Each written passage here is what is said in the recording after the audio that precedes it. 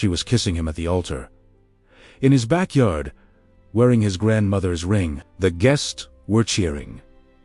The flowers were fresh, and not one person in that crowd bothered to look at the man standing at the gate, the man who owned that garden, owned that house, and had paid for every single flower in it. But when Marcus finally looked past the altar, past the dress, past the tears of joy on her face, he saw something that turned his blood cold. The man she was marrying was wearing Marcus's cufflinks, the ones his late father had given him before he died. How long had this been planned? And who among his closest friends had helped her do it? The plane landed 40 minutes early. That single fact changed everything. Marcus Ademi had spent 5 days in Johannesburg closing a business deal that ended faster than anyone expected. Contract signed, handshakes exchanged, and because something in his chest had pulled at him a strange, restless ache he could not name, he had booked the earliest flight home without telling a single soul. He had stopped at the airport florist, bought white lilies, Victoria's favorite. He had even rehearsed what he would say when she opened the door. Something simple, something that made her laugh, because her laugh was the only sound that made his enormous, quiet house feel like a home. The cab turned into his street. The afternoon was golden and still. He paid the driver. He rolled his suitcase up the path, and then he heard it. Music. From behind the house, not just any music. A string quartet, delicate, deliberate, expensive, the exact kind Victoria had shown him on her phone 3 weeks ago and said, This is what I want. At our wedding Marcus Milad, he thought, foolishly, beautifully, that she had arranged some kind of romantic surprise for his return. He unlatched the garden gate. He stepped into his backyard, and the smile died on his face so fast it was as though it had never existed. The garden had been completely transformed. His jacaranda trees, the ones he had planted with his bare hands, were threaded with white ribbon. Rose petals lined a deliberate aisle across his lawn. 70 guests in formal attire sat at ivory-draped tablets, all facing a raised altar positioned between his oak tree and his garden fountain. And at that altar stood Victoria in a wedding dress, holding the hands of a man Marcus had never seen before in his entire life. The officiant's voice rolled across the garden like thunder. Do you, Victoria, take this man to be your lawfully wedded husband? Marcus could not breathe. He could not speak. He could not move. I do, said Victoria. Clearly, warmly, certainly.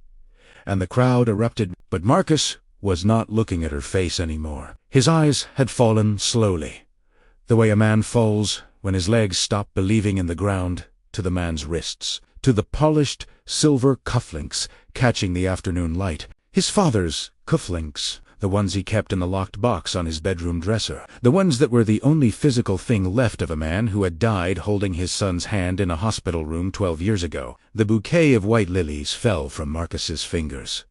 Not one person turned around. Before we continue, please like this video and subscribe to our channel so you never miss a story like this one, and tell us, from where you are, watching story. To understand the full weight of that moment, you must first understand who Marcus Ademi truly was.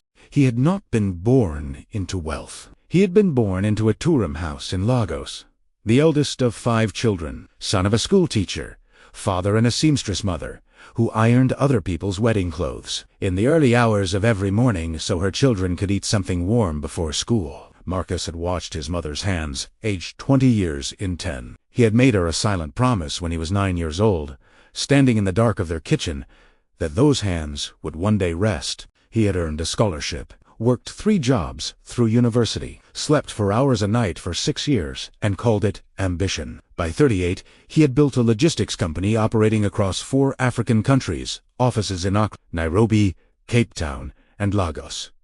The house in Santon with its jacaranda trees and its fountain and its garden large enough for a wedding, that house was the gift he had bought himself the day he signed his 10th major contract. He was not a reckless man.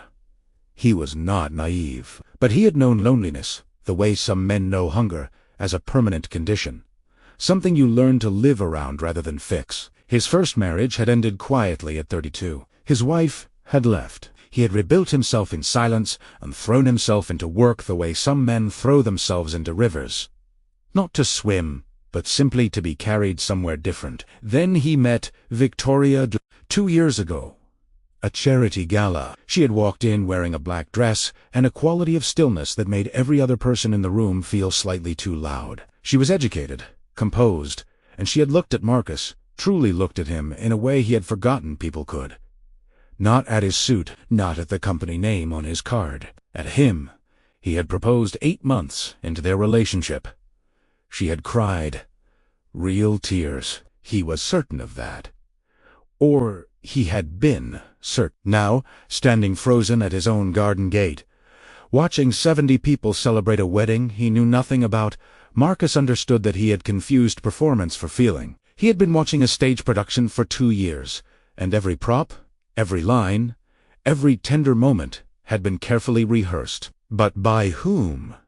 And why? That was the question that finally unstuck his feet from the ground. And that was when he noticed the woman at the far left table. She was not celebrating. She was not clapping or wiping joyful tears or lifting a champagne flute. She was sitting very still, her hands folded in her lap, her eyes moving across the crowd with the careful, measuring attention of someone who was waiting for something terrible to happen. She was simply dressed dark blue. No jewelry except a single thin bracelet on her right wrist. She looked like someone who had been brought here against her better judgment. And the moment her eyes found Marcus at the gate, the only still figure in a garden full of celebration, something shifted in her face. Not surprise, not guilt. Recognition. As though she had known he would come, as though she had been counting on it. Her name was Grace Osei. And Marcus did not know it yet, but she was the only honest person in that entire garden. Marcus did not walk forward. Not yet. He pressed himself against the stone pillar at the garden entrance and watched. The officiant declared them husband and wife. The man, tall, broad-shouldered, handsome in the polished, purposeful way of someone who had prepared for this day, very carefully lifted Victoria's veil and kissed her. The crowd rose to its feet. Someone released White Doves. The string quartet swelled into something joyful and soaring. Marcus watched his grandmother's ring catch the light on Victoria's finger as she raised her hand to cup the stranger's face. He had placed that ring on her finger himself. 6 months ago, kneeling on one knee in the restaurant where they had their first dinner, his heart hammering so loudly he had been certain she could hear it. He stepped back through the gate before anyone saw him. He sat down on the low garden wall outside and pressed his hands flat against the warm stone to stop them from shaking. He pulled out his phone. He called Victoria's number. Inside the garden, he heard a phone buzz twice. Then silence. She had declined the call. He called again, declined again. Then a text message arrived. Simple, chilling in its certainty. 3 words. Don't call. Again. Time stopped. The world stopped. Everything stopped. He stared at those words for a long time. Then he stood up, straightened his jacket, and walked back through the gate into his own garden. He moved along the edge of the celebration, staying close to the hedgerow, his suitcase left outside. Guests talked and laughed around him. No one recognized him. He had not been introduced to most of Victoria's social circle. She had always kept those 2 worlds carefully separate, and he had respected it as privacy. He understood now what it actually was. He was almost at the far left table when a quiet voice reached him. You should sit down before someone sees you. It turned. The woman in the dark blue dress. The still one, the one who had recognized him, was watching him with calm, serious eyes. Late 20s, natural hair, a face that had the particular dignity of someone who had survived something and come out quieter on the other side. Excuse me, Marcus said, his voice barely holding its shape. My name is Grace, she said. She did not extend her hand. She gestured at the empty chair beside her. Please sit. There are things you need to know and very little time before they see you. Marcus sat. You know who I am, he said. It was not a question. I know exactly who you are, Grace said. I have been trying to reach you for 3 weeks. She had your number changed in her contacts, so your calls came to her as a name she'd never answer. She paused, looked at him steadily. I'm sorry you had to find out this way. I genuinely hoped you would find out before today. "How long?" Marcus asked. His voice was very quiet now, the quietness of a man who has decided not to feel anything until he understands everything. Grace looked down at her bracelet, then back at him. "The other man's name is Donovan Reeves. They have been together for 14 months. She let that land. Your engagement to Victoria was never intended to end in marriage. It was intended to end when Donovan's family approved of him marrying a woman of sufficient social standing." She met his eyes. Victoria needed to be seen as the fiancée of a successful man for long enough to satisfy the Reeves family. "You were," she stopped, started again, choosing her words carefully. "You were the credential." Marcus did not move. A waiter moved past them with a tray of champagne. The string quartet played something light and celebratory and deeply, grotesquely inappropriate. "How do you know this?" he said. Grace looked toward the altar, where Victoria and Donovan were now greeting guests in a receiving line, her hand resting in the crook of his arm as though it had always lived there. "Because," Grace said, "Victoria is my cousin, and I was the one she asked to help her plan it." The new question that formed in Marcus's mind was more devastating than any that had come before. If Grace had helped plan it, if she had been part of this from the beginning, then why was she sitting here now, telling him the truth? What had changed? They moved to the side of the garden, near the old stone wall, where the wisteria grew thick and fragrant, screening them from the main celebration. The laughter of 70 people carried over the hedge like something from another world. Grace spoke quickly and precisely, in the manner of someone who had rehearsed this conversation and did not know how much time she had.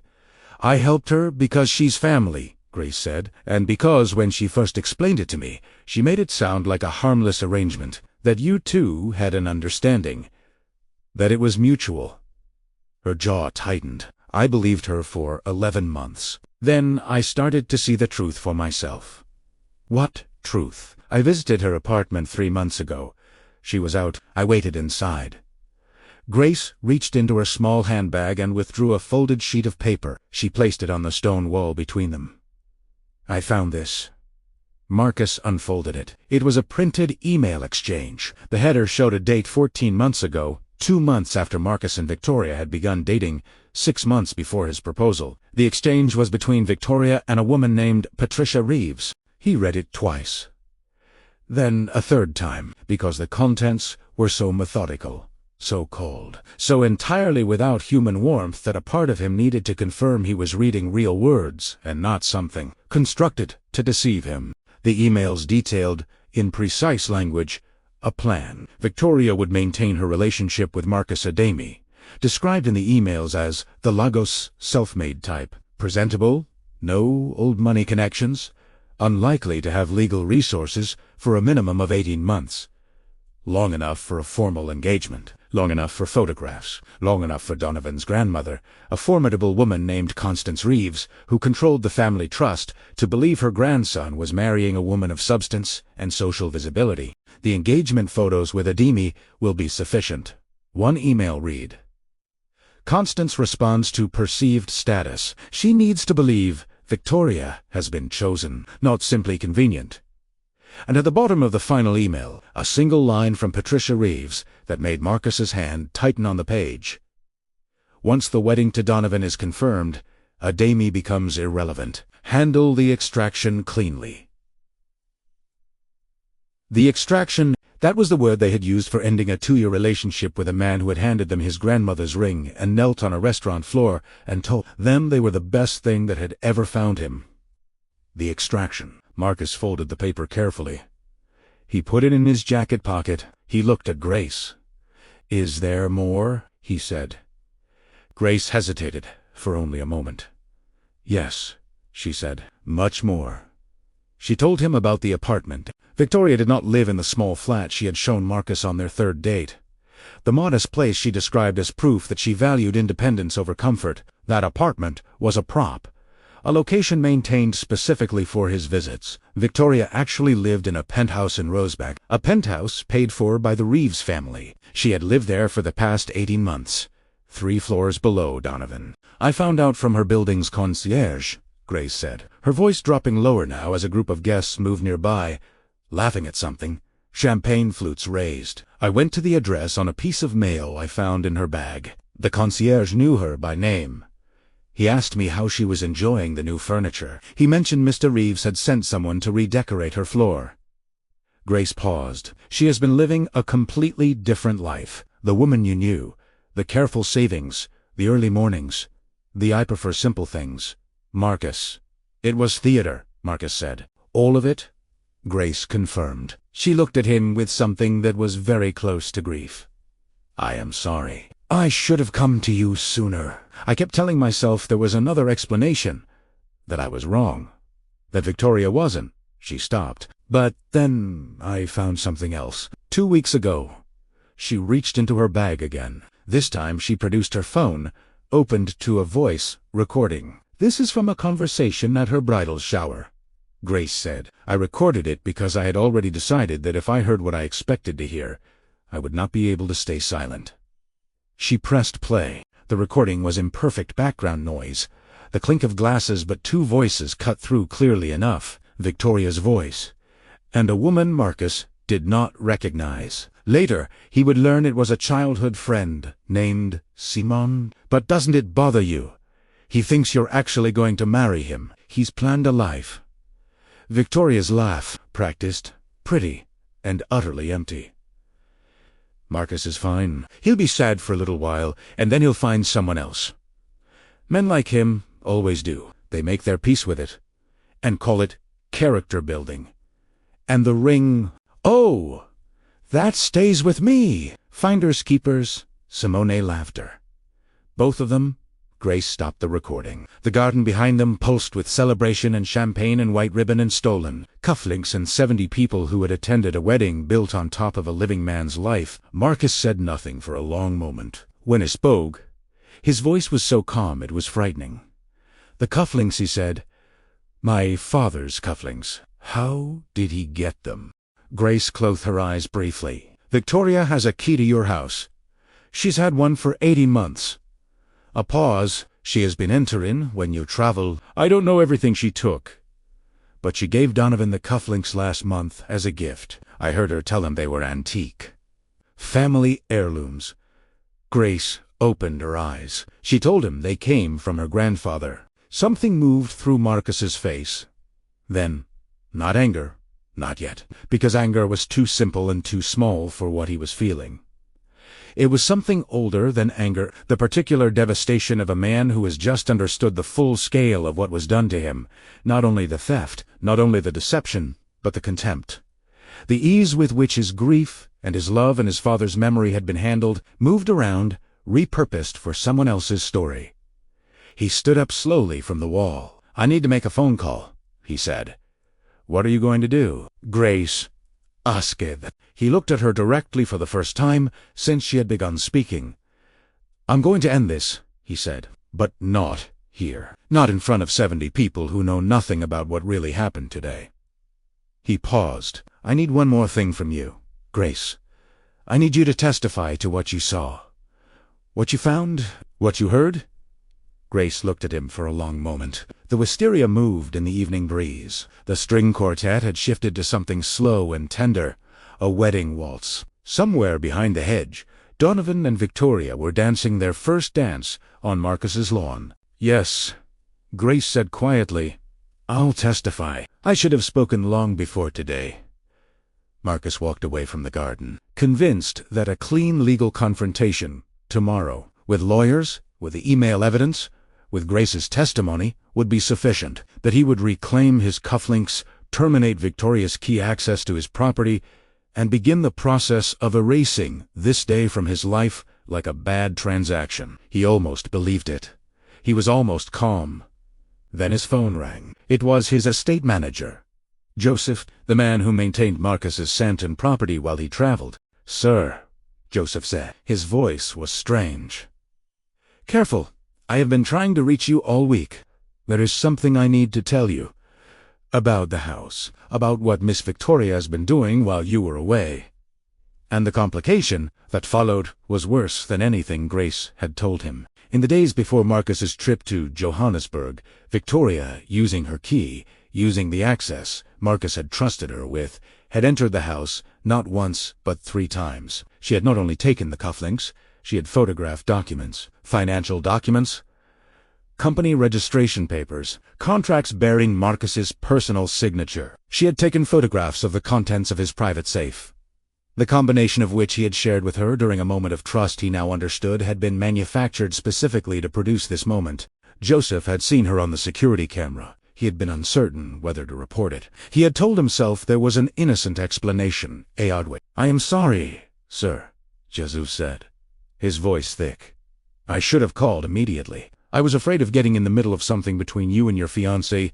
Marcus stood on the pavement outside his garden, his father's empty house at his back, his father's cufflinks on another man's wrists inside it, and understood for the first time the true purpose of everything. This had never been only about status. Victoria had not been stealing an identity to satisfy a family. She had been building a case. The documents she had photographed, the contracts, the registrations, TC signatures could be used. In the right hands, with the right narrative, they could be used to make claims.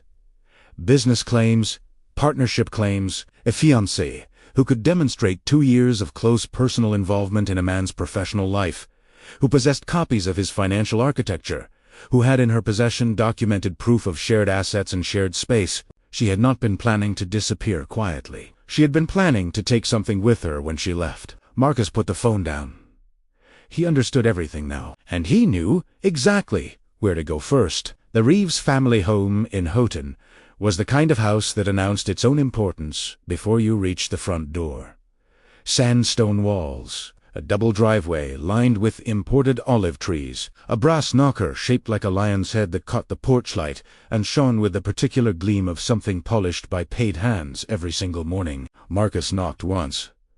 He had not called ahead. A housekeeper opened the door. Moments later, Patricia Reeves appeared in the entrance hall, immaculately dressed, even at this hour, the kind of woman who seemed to have been born composed. She looked at Marcus with the particular stillness of someone who has been expecting an inconvenience and prepared for it. "Mr. Idemi," she said. "Not surprised. Not apologetic. I wondered when you would come." "Then you should have been prepared with better answers," Marcus said. She stepped aside and let him in. They sat in a formal sitting room that smelled of leather and cut flowers and old money. Patricia poured nothing, offered nothing. She sat across from Marcus, with her hands folded in her lap, in a gesture so similar to Grace's that it almost stopped his heart. Then he remembered that Grace's stillness had come from conscience, and this woman's came from calculation. "I want to know 2 things," Marcus said. He placed the folded email on the low table between them. "I want to know if you wrote this, and I want to know if you knew about the financial documents Victoria photographed." Patricia glanced at the email. A long pause. "I wrote it," she said. No hesitation, no flinching, the confidence of someone who had decided that denial was beneath her. "And the documents," Marcus said. "That," she said, "was Victoria's initiative, not mine. I advised against it." "You advised against it," Marcus repeated slowly, letting the words find their full weight. "You orchestrated a 2-year deception using a human being as a social credential for your son's inheritance. But you advised against the part where she stole from me." Patricia's expression did not change. "I understand you're upset." "Do not," Marcus said, and his voice was very quiet now, very precise, the voice of a man who has decided that volume is for people who are not certain they are right. "Do not tell me what I am. Tell me instead how you intend to explain to a judge the contents of this email and the security camera footage of your future daughter-in-law entering my private property and the voice recording of Victoria discussing her plan to retain possession of stolen property, including a ring that belonged to my grandmother." For the first time, something shifted behind Patricia's eyes. Not guilt. Something smaller and colder. Calculation reassessing its position. "What do you want?" she said. "The ring," Marcus said. "My father's cufflinks, full written acknowledgement of the deception, signed, and whatever arrangement you made to use those financial documents, you will destroy every copy. Today, witnessed by my legal team." Patricia was silent for a moment. "And if I refuse, then I go public," Marcus said simply. "Not to damage you. I have nothing to gain from damaging you, but I have everything to gain from the truth, and you have everything to lose from it."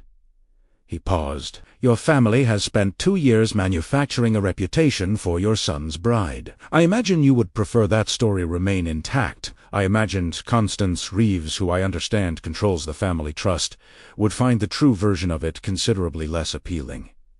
The name landed exactly as Marcus had intended it to. Patricia's composure cracked hoosed slightly, a tightening around the eyes, a stillness that was no longer chosen but defensive.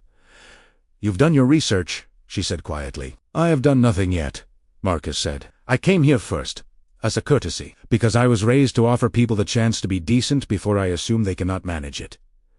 A long silence settled between them. The cut flowers on the mantelpiece, white roses, Marcus noticed, the same white as the ribbons in his jacaranda trees, gave off a faint, cool scent that seemed at odds with the temperature of the room. Then Patricia Reeves did something Marcus had not expected. She looked away from him, toward the window, and in her profile he saw something flicker that might, in another context, have been shame. "I did what I believed was necessary," she said, quietly now, without the armor. "Constance is 78 years old. She controls 40 million rand of trust assets that my son has worked his entire life toward. She has opinions about the kind of woman a Reeves man should marry, about visibility, about what it looks like." She paused. Victoria was suitable and willing, and I, Marcus said, was useful. Patricia said nothing. "You reduced a human being's grief and love and trust to a utility," Marcus said. "You looked at a man who lost his father, who rebuilt his life from nothing, who gave the last physical piece of his family to a woman he believed in, and who calculated how long you needed to borrow him for. He let that sit in the air between them. I want you to understand something, Mrs. Reeves. I am not angry because I was deceived. I am angry because you believed that a man like me, a man without your surname, without your stone walls, without your brass lion, could be used and discarded and would have no recourse, no voice, no standing." His voice was steady and absolute. "You were wrong about that. If this story is moving you, subscribe now.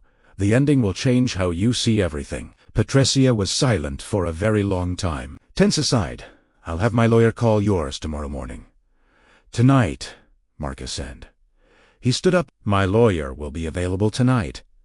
What followed in the next 72 hours moved with the quiet, irresistible momentum of truth that has finally been given permission to exist. Marcus's legal team worked through the night. By Sunday morning, Patricia Reeves had signed a full written acknowledgment, drafted carefully, witnessed formally, that confirmed the nature of the arrangement and absolved Marcus of any financial claim Victoria might attempt to leverage using the photographed documents. Every digital copy was deleted in the presence of Marcus's attorney. Every printed page was destroyed. The ring came back in a white envelope, delivered to Marcus's gate on Sunday afternoon. No note. No apology. Just his grandmother's ring, cold from travel, returned to the velvet box from which it had been taken. Marcus sat alone in his kitchen with the velvet box open on the table in front of him and looked at the ring for a long time. He did not cry. He was beyond crying. He was in the vast, quiet space that comes after a storm has passed, and the damage is visible, and the only question left is where to begin. His father's cufflinks were returned the following morning, delivered by Donovan himself, who appeared at the front door pale and hollow-eyed. Clearly a man who had married a stranger on Saturday and spent Sunday discovering who she actually was. He said nothing when Marcus opened the door. He held out the cufflinks. His hands were shaking slightly. "I didn't know," Donovan said, "about any of it. The emails, the documents, what she took from you. I was told you had a business arrangement, that you both understood the situation."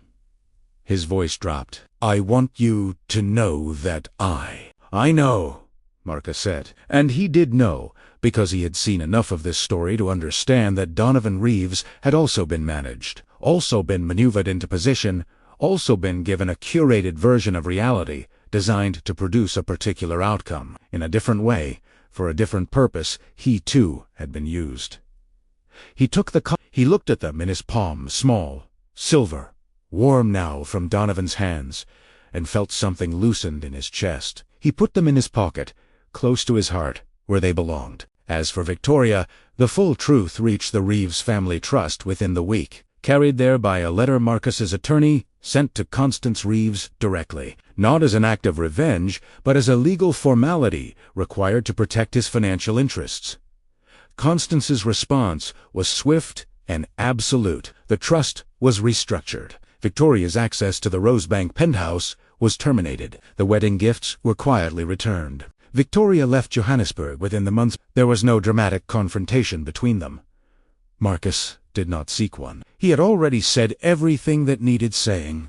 Not to her, but in that sitting room in Houghton, to the woman who had engineered the architecture of it. Victoria's departure was its own justice. The life she had constructed, the penthouse, the social standing, the Reeves name she had worn like a costume, dissolved as quickly and completely as if it had been made of paper, which, in the end, Grace O'Say testified in the legal proceedings. She drove 2 hours to provide her statement in person. She did not have to do this. She had already done enough. But she came anyway, sat down, told the truth from the beginning, and did not soften a single word of it. When it was over, she found Marcus in the corridor outside the offices. "Thank you," he said, "for all of it. For trying to reach me. For sitting at that table. For not looking away when you could have." Grace looked at him steadily. "I should have spoken sooner," she said. "That's what I'll have to live with." "We all have things we waited too long on," Marcus said. "The difference is what we do when we finally stop waiting." 6 months later, the jacaranda trees in Marcus Adami's backyard bloomed for the first time that season. He stood at the kitchen window early on a Tuesday morning with a cup of tea, watching the purple blossoms open in the slow Johannesburg light, and felt something he had not felt in a very long time. Not happiness, not yet. Not entirely, but the deep, specific peace of a man who knows exactly where he stands, who has seen the ground beneath him, tested it, and found it solid. He had taken 3 weeks off work after the proceedings, something he had not done in 11 years. He had flown to Lagos and sat in his mother's kitchen and let her feed him and ask him nothing, which was its own form of healing. He had visited his father's grave for the first time in 4 years. He had placed the silver cufflinks on the stone for a few minutes, not as an offering, but as a report. "I kept them," he said silently. "You can rest." The company was doing well, better, in some ways, than before, because in the weeks of enforced stillness, Marcus had identified 3 strategic pivots he had been too busy to see, and implemented all 3. Grace O'Say, he had learned through a follow-up conversation, had lost her job at the family event planning firm she had worked at alongside Victoria, because the truth had consequences for everyone, including those who told it. She had been quietly blacklisted from 3 social event networks in the city. Marcus had called her directly. "I have a role," he said. "Operations and ethical compliance. It didn't exist before last month. I created it because I realized my company has never had someone whose specific job it was to tell me when something isn't right. I think you are unusually qualified." Grace had been silent for a moment. "You don't owe me anything," she said. "I know," Marcus said. "That's not why I'm calling." She accepted the position 2 weeks later. She was, as Marcus had predicted, extraordinarily good at it. The particular precision of someone who had learned, at great personal cost, the difference between loyalty and complicity. Patricia Reeves spent 6 months in a very public restructuring of the family trust after Constance Reeves demanded an independent audit. She retained her position, eventually, but diminished. The brass lion on the front door still shone every morning, but the house it announced felt smaller than it used to. Donovan, it was quietly reported, had filed for an annulment within 3 weeks of the wedding. He had moved to Cape Town by the end of the year. What became of Victoria after that? Marcus did not know. He did not look for the information. So many chapters, he had learned, are not meant to end with a confrontation. They are meant to end with a turned page. On the morning the jacaranda trees bloomed, Marcus took his tea into the garden and sat on the bench near the fountain. The garden was the same garden it had always been, same oak tree, same stone wall. Same wisteria, but it felt different. Now, claimed, In a way, it had not been when he shared it with someone who was always secretly somewhere else.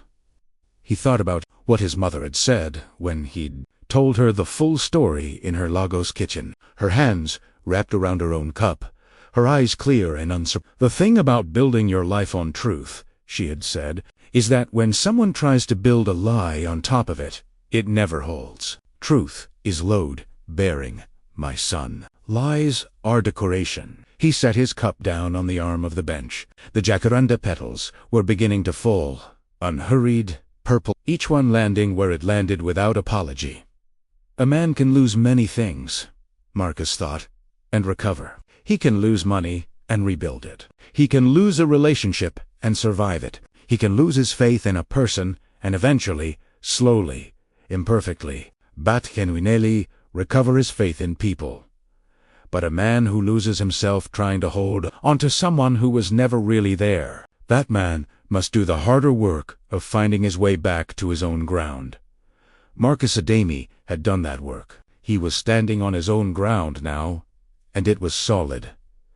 The man who had given everything finally understood what everything was worth, and it was not something anyone else could carry away. Thank you for joining us for this story. If it moved you, if it made you feel something real, please subscribe to our channel and click the bell so you never miss a story like this one. Leave a comment below. Tell us what moment stayed with you most. And when you are ready, our next story is waiting for you right here. We will see you there.